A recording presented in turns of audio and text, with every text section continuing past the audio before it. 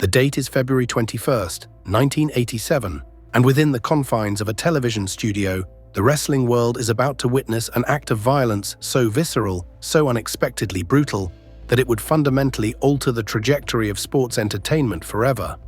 Jake the Snake Roberts looms confidently in his makeshift talk show set, the Snake Pit, perhaps anticipating nothing more than the usual verbal sparring that defines professional wrestling's theatrical exchanges. The studio lights cast long shadows as the Honky Tonk Man makes his entrance, guitar in hand, that familiar sneer painted across his face like war paint. What transpires in the next few moments would transcend the carefully choreographed boundaries of sports entertainment, bleeding into something far more real and infinitely more dangerous. The guitar strike itself defies description in its savage intensity. According to wrestling lore, what should have been a gimmicked balsa wood instrument became instead a fiberglass weapon of genuine destruction. The sound reverberates through the studio with a sickening crack that seems to puncture the very fabric of kayfabe itself. Roberts crumples to the ground, and for those watching, the line between performance and reality dissolves entirely. This isn't the controlled violence of the squared circle. This is something altogether more primal and disturbing.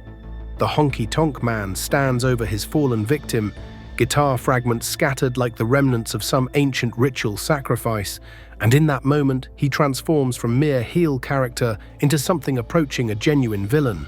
The aftermath proves even more haunting than the attack itself.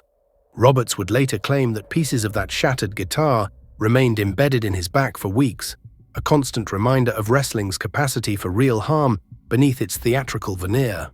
Whether this assertion holds complete truth matters less than its symbolic weight. The idea that a single moment of scripted violence could cascade into genuine suffering speaks to wrestling's perpetual dance along the knife's edge of authenticity. The incident allegedly marked the beginning of Roberts' dependency on prescription pain medication, though this claim remains disputed within wrestling circles. What cannot be disputed is the raw power of that moment, the way it seized viewers by the throat and reminded them that beneath all the pageantry and predetermined outcomes, real human beings were absorbing real punishment. The feud that emerged from this violent christening became one of wrestling's most compelling narratives, culminating at WrestleMania 3, where Honky's tainted victory only served to amplify the hatred directed toward him. But more than championship gold or storyline progression, that guitar shot represented something fundamental about wrestling's appeal: its ability to make audiences believe, even for a moment, that they were witnessing something genuinely dangerous and uncontrolled. From such moments of apparent chaos, wrestling often births its most profound character transformations. And nowhere was this principle more dramatically illustrated than on February 24, 1990, when the Big Boss Man underwent one of the most shocking face turns in Federation history. For years, Boss Man had embodied everything fans despised about authority run amok: a corrupt corrections officer who wielded his nightstick like a scepter of oppression, a mountain of a man who seemed to take genuine pleasure in others' suffering. His alliance with the $1 Million Man felt natural, almost inevitable. Two representatives of institutional power united in their contempt for the common man. The Brother Love show setting could not have been more perfect for what was about to unfold.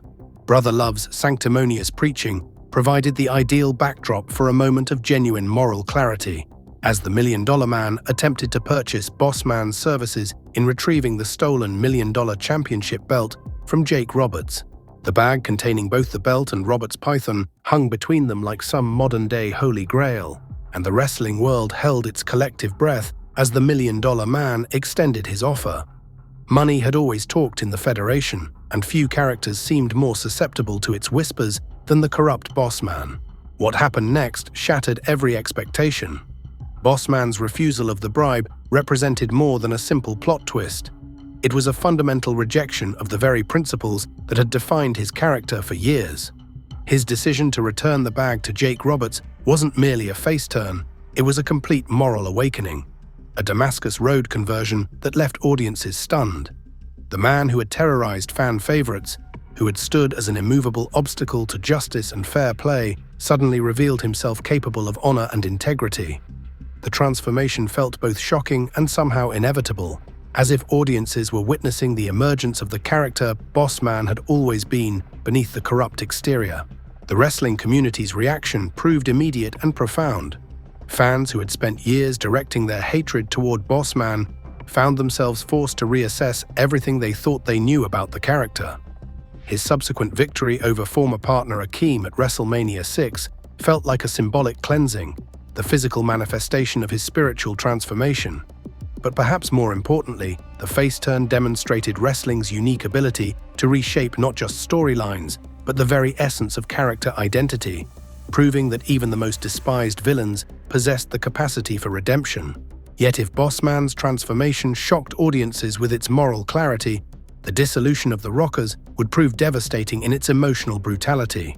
The barbershop segment that aired on January 11, 1992, represented one of wrestling's most perfectly executed betrayals, a moment that would haunt fans for years to come. Shawn Michaels and Marty Jannetty had spent years building something precious and rare in professional wrestling, a tag team partnership that felt genuine, authentic, worth investing in emotionally. They were the golden boys of the tag team division, extremely talented and seemingly inseparable. Brutus Beefcake's barbershop set provided an oddly intimate venue for what was about to unfold.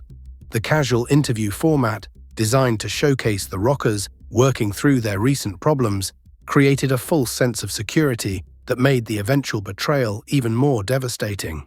As the interview progressed, viewers were lulled into believing they were witnessing reconciliation, two friends rediscovering the bond that had made them special. The tension that had been building between Michaels and Jannetty seemed to dissipate like morning fog, replaced by the familiar chemistry that had made them beloved. Then came the superkick, explosive and sudden, followed by Jannetty's violent ejection through the barbershop window. The glass shattering provided the perfect audio punctuation to what was fundamentally the death of something beautiful. But what elevated this moment from mere shock value to genuine trauma was Jannetty's decision to blade, the crimson evidence of his suffering serving as a visceral reminder that this betrayal carried real consequences. The sight of blood streaming down Jannetty's face as he lay among the shattered glass transformed a scripted moment into something that felt genuinely tragic. Michaels's symbolic tearing of their photograph completed the psychological destruction, the ripping paper representing years of partnership reduced to worthless fragments. In that single gesture, he didn't just turn heel, he committed character assassination on everything the Rockers had represented. The wrestling world watched in horror as one of its most beloved partnerships died in real time, murdered by ambition and ego and the insatiable hunger for individual glory. The emotional devastation of the Rockers' breakup found its spiritual predecessor in another guitar-assisted assault, this one occurring on October 3, 1987, during Saturday night's main event. The Honky Tonk Man's attack on Randy Savage represented more than just another heel tactic. It was a moment of such brazen violence that it seemed to push the boundaries of what mainstream television wrestling dared to broadcast. The stakes could not have been higher. This wasn't some backstage interview or mid-card segment, but prime-time network television reaching tens of millions of viewers. The match itself had already descended into chaos, with the Hart Foundation's interference turning what should have been a championship contest into a mugging. But when Honky shoved Miss Elizabeth to the ground, the violation felt personal and immediate. Elizabeth's fall represented more than just physical assault. It was an attack on the very concept of chivalry and protection that defined wrestling's moral universe. The sight of wrestling's most beloved woman crumpling to the canvas sent shockwaves through the audience that transcended kayfabe entirely. Then came the guitar shot, Honky's weapon finding its mark with sickening precision. The sound of the instrument exploding against Savage's skull seemed to echo through wrestling universe, a violent punctuation mark that signaled the end of one era and the beginning of another. This wasn't the controlled violence of a standard wrestling match. This felt savage, personal, and uncontrolled. The image of Savage lying on the canvas while guitar fragments scattered around him like the remnants of some violent symphony became one of wrestling's most indelible moments. The attack's true genius lay not just in its brutality, but in its consequences. Elizabeth's desperate flight to the locker room and subsequent return with Hulk Hogan represented the birth of the Mega Powers, one of wrestling's greatest storylines emerging from one of its most shocking moments of violence. The sight of Hogan coming to the rescue, his face a mask of righteous fury, provided the perfect heroic counterpoint to Honky's villainy. In that moment, wrestling demonstrated its unique ability to transform genuine shock and horror into compelling narrative gold. These 4 moments, separated by years but united in their capacity to genuinely surprise and disturb audiences, represent wrestling at its most effective. They remind us that beneath all the predetermined outcomes and scripted dialogue, the art form's greatest power lies in its ability to make us believe, even for a moment, that we're witnessing something real and uncontrolled and genuinely dangerous. In an industry founded upon carefully choreographed violence, these moments transcended their scripted origins to achieve something far more profound. They reminded audiences that pain, betrayal, and genuine human emotion could never be entirely contained within the boundaries of performance.